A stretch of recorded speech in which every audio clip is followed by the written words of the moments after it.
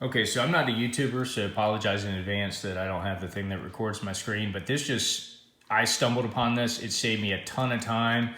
I sent 3 spreadsheets to FedEx to do a mass mailer, and one of them didn't have the first name and last name combined, so they kicked them back to me. So I've been looking at all the videos on, how to combine these. And I've tried everything, including selecting the 2 different cells, doing the little combination that merges them. Then I was getting a weird space. I watched every YouTube video in the last year that I could find. And then when I would delete these 2 columns, because I no longer needed them, I had the first and last name now combined into one row, and then I deleted them, it would then give me the error code because it was using the formula populating from those.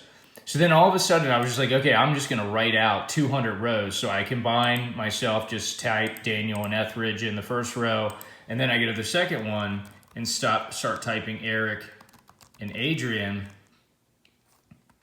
And it did it actually on the second one this time, or last time. So let me start over here, because it did it when I typed Eric last time.